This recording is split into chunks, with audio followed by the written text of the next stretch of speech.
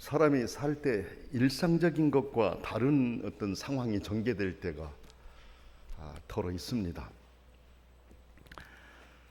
때로는 위기가 찾아올 때도 있고 그렇죠. 사람이 위기에 처하게 되면 당황하게 되고, 당황하게 되면 가장 근본적인 것을 놓쳐버리는 경향이 있습니다.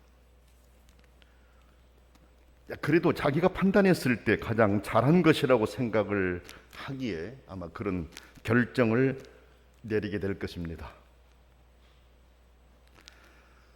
사람들은 일반적으로 나보다 힘이 있다고 생각하는 사람에게 기대고, 나보다 영향력이 있다고 판단되는 사람을 의지하게 됩니다. 하지만 역사를 보면 그렇게 행한 것들이 도리어 잘못된 방향으로 흘러서 자기가 의지했던 사람이 자기를 짓눌러버리는 상황으로 바뀔 때가 많았음을 우리가 알 수 있습니다. 나라들 간의 관계도 그렇습니다.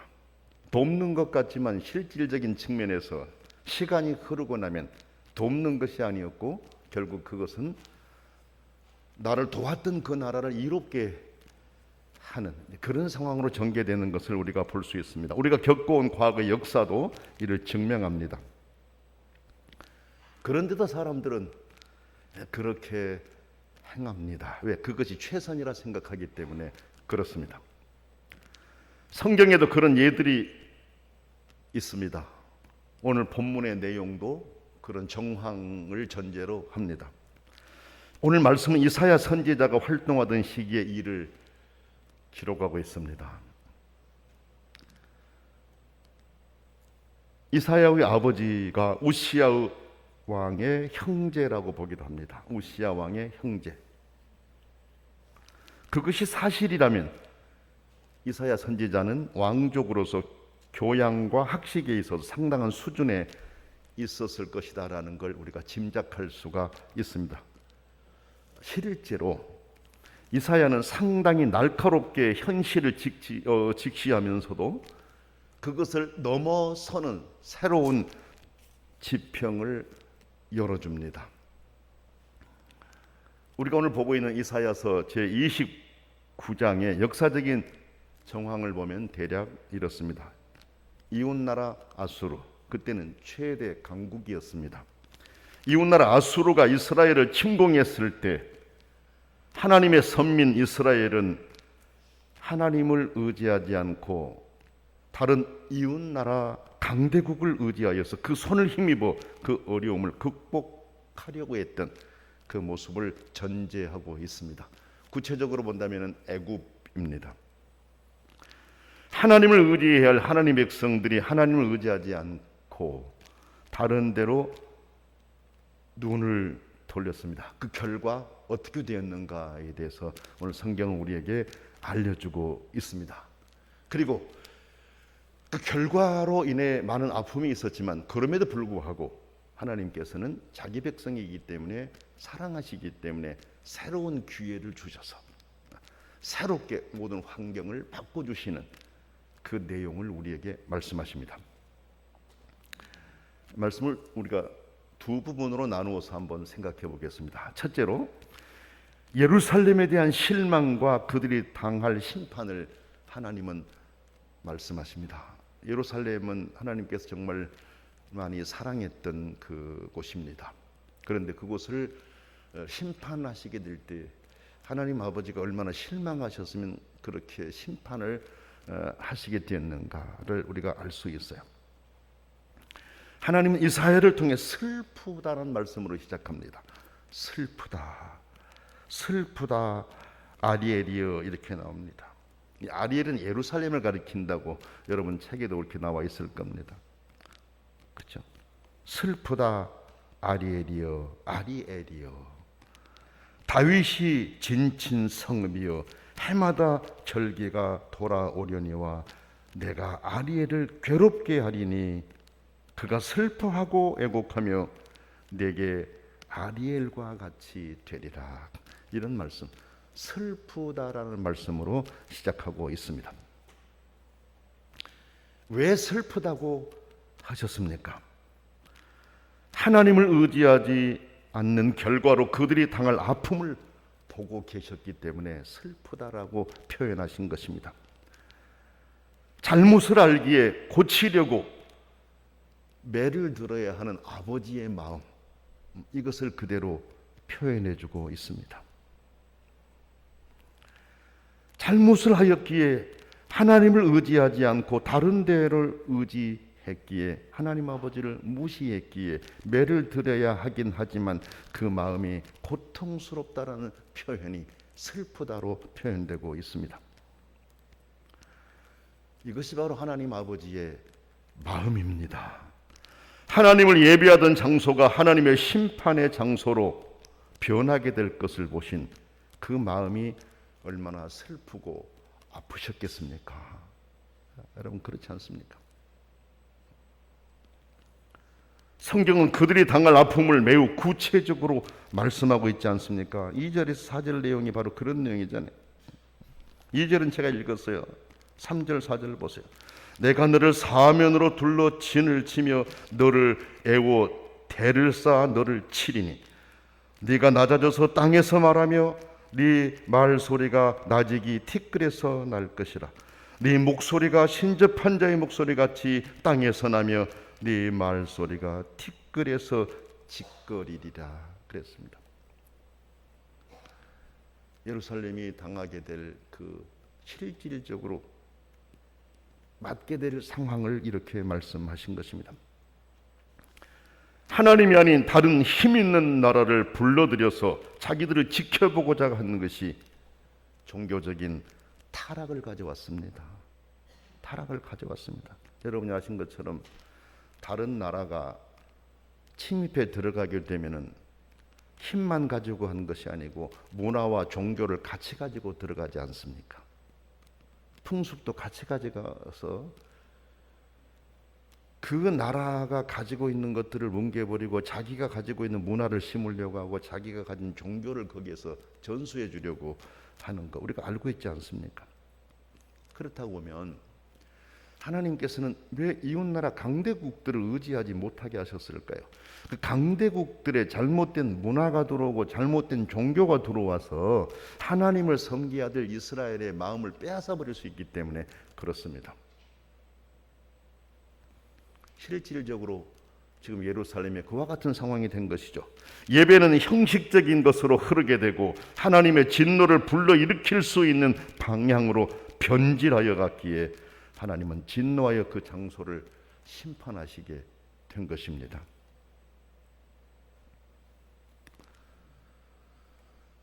우리가 그 일제강점기에 있을 때 기독교가 어려움을 많이 겪었지만은 그 순수한 신앙을 지켜보려고 몸부림쳤던 믿음의 선배들의 모습을 우리는 기억하고 있습니다. 그렇지 않습니까? 감옥에 갇히고 순교당하고 하면서도 순수한 신앙을 지켜보려고 했던 그 모습들을 우리가 알 수 있어요. 그렇죠? 그래 강대국들이 강하게 그 사람들의 의지를 꺾어버리고 완전히 자기들의 종교를 심으려고 한다면 굉장히 어려운 문제에 봉착할 수밖에 없습니다. 그래 예루살렘은 그렇게 강대국을 의지해서 하나님 마음을 아프게 했고 하나님께서 그들을 심판하셔야 했기 때문에 아파하셨다. 그런데 그 뒤에 말씀 보면 하나님 아버지는 다른 힘 있는 나라를 들어서 자기 백성들을 심판하셨지만 그 힘 있는 나라들을 사랑하여 그들 편에서 그들을 사용하신 것이 아닙니다. 다만 그들을 도구로 사용하셨을 뿐입니다. 하나님의 백성들이 잘못 나갔을 때 그들을 고치기 위해서 매를 들어야 되는데 그 매로 사용된 사람들이 주변에 있는 나라들이었습니다. 그래서 하나님은 그 나라들을 도구로 사용하신 후에 그들을 철저히 파멸시켜 버리시겠다라고 말씀하십니다. 5절에서 8절의 내용이 그렇습니다. 여러분 보세요. 그럴지라도 네 대적의 무리는 세미한 티끌 같겠고 강포한 자의 무리는 날려가는 겨 같으리니 그 일이 순식간에 갑자기 일어날 것이라 그랬습니다. 그들을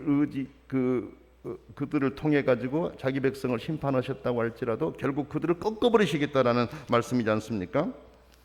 만군의 여호와께서 우레와 지진과 큰 소리와 해오리 바람과 폭풍과 맹렬한 불꽃으로 그들을 징벌하실 것인즉 아리엘을 치는 열방의 물이 곧 아리엘과 그 요새를 쳐서 그를 곤고하게 하는 모든 자는 꿈같이 밤에 환상같이 되리니 줄인 자가 꿈에 먹었을지라도 깨면 그 속은 여전히 비고 목마른 자가 꿈에 마셨을지라도 깨면 곤비하며 그 속에 갈증이 있는 것 같이 시온산을 치는 열방의 무리가 그와 같으리라 이렇게 말씀하시지 않습니까?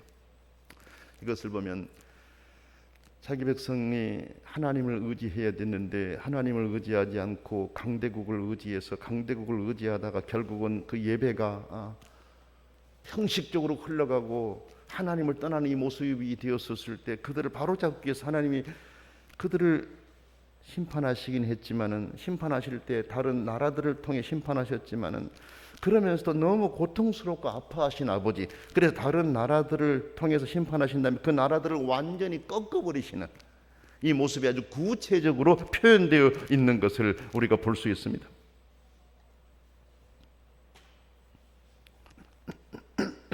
이는 하나님의 백성을 바로 세우려고 하시는 과정 안에서도 아버지의 사랑의 마음이 그들을 향하고 있다는 것을 우리로 보게 하십니다. 우리가 세상을 살아갈 때 느낄 때가 있어요.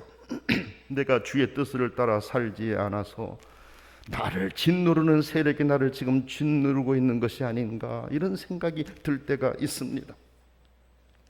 그러나 여러분, 내 마음이 바로 서고 나면 하나님은 나를 힘들게 했던 그것들을 부셔버릴 아버지심을 우리가 믿음으로 바라봐야 됩니다.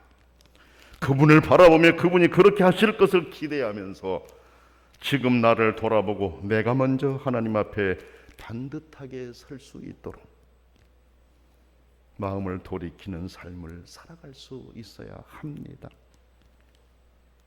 아버지는 우리를 사랑하시기에 항상 우리를 바르고 반듯하게 세워가시기를 원하셔요.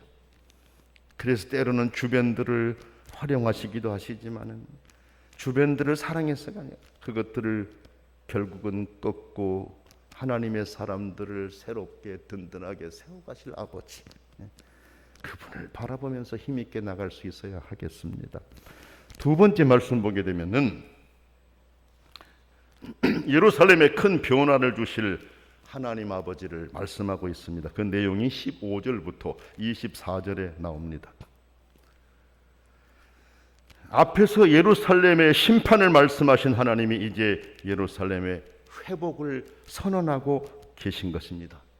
그런데 말씀을 보면 예루살렘의 회복이 하나님의 절대적인 주권에 의한 것임을 강조하고 있습니다.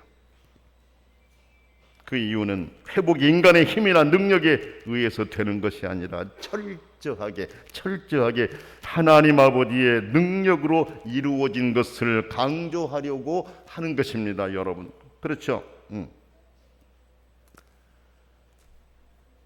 인간이 절대 불가능하다고 생각하고 희망을 버렸을지라도 하나님이 하시기에 불가능을 현실의 즐거움으로 바꾸시겠다라고 하는 약속입니다. 여러분, 강대국들이 들어와 가지고 훼손해 버렸었을 때 그 타격이 얼마나 컸겠습니까? 희망이 보이겠습니까? 희망이 보이지 않을 수 있었습니다. 그러나 하나님이 하시겠다, 하나님 아버지가 절대 주권을 가지고 하시겠다라고 하는 내용을 우리에게 알려주고 계십니다. 우리가 생각할 때 우리의 삶이 역전되기가 정말 어려울 것 같다라고 판단할 때가 있어요. 판단되어질 때가 있습니다. 왜? 인간적인 내 생각으로 볼 때는 그렇기 때문에 그렇습니다. 그러나 하나님 아버지는 세상을 만드신 분입니다. 없는 것을 있게 하신 분이십니다. 모든 것들을 가능하게 하신 아버지이십니다. 그러기에 그 아버지께서 다시금 예루살렘에 희망을 주시겠다라고 하는 약속입니다. 그러나 성경을 보면 먼저 하나님은 자기 백성들의 위선을 책망하셨습니다. 그리고 그 마음을 아신다라는 표현을 먼저 하십니다. 13절 말씀을 한번 보십시다. 주께서 이르시되 이 백성이 입술로는 나를 가까이 하며 입술로는 나를 공경하나 그들의 마음은 내게서 멀리 떠났나니 그들이 나를 경외함은 사람의 계명으로 가르침을 받았을 뿐이니라. 이렇게 말씀하고 있습니다. 백성들의 마음의 상태를 한번 지적하고 계신 것입니다. 그리고 그 마음을 아신다라는 표현을 쓰고 있어요. 15절 16절 말씀 보세요. 자기 계획을 여호와께 깊이 숨기려 하는 자들은 화 있을진저 그들의 일을 어두운 데서 행하며 이르기를 누가 우리를 보랴 누가 우리를 알랴 하니 너희의 패역함이 심하도다. 토기장이를 어찌 진흙같이 여기겠느냐. 지음을 받은 물건이 어찌 자기를 지은 이에게 대하여 이르기를 그가 나를 짓지 아니하였다 하겠으며 빚음을 받은 물건이 자기를 빚은 이에게 대하여 이르기를 그가 총명이 없다 하겠느냐. 이렇게 말씀하십니다. 아버지가 모든 것을 다 아신다라고 하는 것입니다. 15절 말씀을 보면 심지어 인간의 내면 깊숙이 있는 생각의 근원까지도 하나님 아버지가 다 아신다라고 하는 것을 우리에게 알려주고 있습니다. 우리의 생각의 근원까지도 아신 아버지이십니다. 이것은 하나님 백성들의 생각과 마음을 정확하게 간파하셔서 판단하시는 아버지이심을 우리에게 알려주신 것입니다. 그렇습니다, 여러분. 토기장이는 자기가 만든 그릇의 성분과 내용을 다 알고 있습니다. 토기장이가 모르고 만들지 않습니다. 뭐를 조합해가지고 만든다라고 하는 거, 이것들을 다 알고 있습니다. 그것이 아무리 속이려 한다 해도 그것을 만든 이는 그것의 모든 것을 알고 있듯이 하나님은 우리를 지으신 분이시기에 우리가 숨기려 하는 생각까지 다 달아보고 계신다는 것을 우리로 하여금 알게 하십니다. 왜 이런 말씀을 하신 것일까요? 하나님 아버지를 바르게 알고 반듯하게 하나님을 섬기라고 경고를 주시려고 하신 것입니다. 여러분, 토기는 정말 깨지기 쉬워요. 깨지기 쉽습니다. 토기가 있을 때 내가 다른 토기에게 상처를 줄 수 있고 다른 토기가 깨지게 할 수도 있고 나도 다른 토기에 부딪혀서 내가 깨질 수도 있고 내가 상처를 입을 수도 있어요. 우리들은 다 토기들이지 않습니까? 그리고 내가 모르는 사이에도 내 토기에 금이가 있을 수가 있고, 그렇죠? 내 토기 자체가 곧 부서져 내릴 수도 있는 상황이에요. 나는 모르지만 아버지는 다 아신다라는 것이죠. 왜? 이것을 만드신 분이 아버지이시니까. 하나님 아버지이시니까. 성도 여러분, 우리가 겪고 있는 수많은 여러 일들 내 혼자만 안고 있는 것이라 생각하지 마세요. 여러분이 생각할 때 여러분이 미처 생각하지 못한 부분까지라도 아버지는 여러분을 보고 계신다라는 것을 아셔야 됩니다. 왜? 그분이 여러분을 만드셨기 때문에 그렇습니다. 보고 계시고 아신다라고 하는 것은 원인을 아시기에 회복시켜 주실 아버지이시란 말씀 아닙니까? 그렇지 않습니까? 그래 우리는 항상 아버지께 보다 가까이 나가야 됩니다. 나를 지으신 아버지, 토기같이 부서지기 쉬운 나, 이미 금이가 있어서 내가 고통스러워하고 불안해하고 있는 이 모습을 보신 아버지, 나를 살펴주시고 나의 모든 것을 새롭게 변화시켜 달라고 기도하면서 나갈 수 있는 그런 믿음의 사람들이 다 되어야 됩니다. 여러분, 하나님께서는 그렇게 토기장이의 이 모습을 통해 내가 다 안다라고 말씀하시면서 그 말씀을 하신 후에 겸손한 자를 통하여서 구원 역사를 이루어 가실 것을 약속하셨습니다. 겸손한 자를 통해서 구원 역사를 이루어 가실 것을 약속하셔서 17절 말씀부터 21절 말씀이 나옵니다. 오래지 아니하여 레바논이 기름진 밭으로 변하지 아니하겠으며 기름진 밭이 숲으로 여겨지지 아니하겠느냐. 그날에 못 듣는 사람이 책의 말을 들을 것이며 어둡고 캄캄한 데에서 맹인의 눈이 볼 것이며 겸손한 자에게 여호와로 말미암아 기쁨이 더하겠고 사람 중 가난한 자가 이스라엘의 거룩하신 이로 말미암아 즐거워하리니 하신 말씀이 나옵니다. 예루살렘을 회복하시겠다는 긍정적인 말씀을 주신 것입니다. 이것은 하나님의 사랑은 일시적인 불순종으로 인해 취소되는 것이 아니라 남은 자를 통하여 계속하여 이루어 가신다라는 것을 보여주신 말씀입니다. 그래서 겸손한 자에게 여호와로 말미암아 기쁨이 더하겠고 사람 중 가난한 자가 이스라엘 거룩한 이로 말미암아 즐거워하리라라고 약속하신 것입니다. 여기 겸손한 자란 하나님과의 관계에서 진정한 겸손을 의미합니다. 하나님은 이제 하나님의 백성과 함께 계셔서 하나님의 손이 이룬 것을 보고 하나님의 이름을 거룩하게 찬송하리라 이렇게 말씀하십니다. 22절부터 23절의 말씀을 한번 보면 그렇습니다. 그러므로 아브라함을 구속하신 여호와께서 야곱 족속에 대하여 이같이 말씀해 야곱이 이제는 부끄러워하지 아니하겠고 그의 얼굴이 이제는 창백해지지 아니할 것이며 그랬습니다.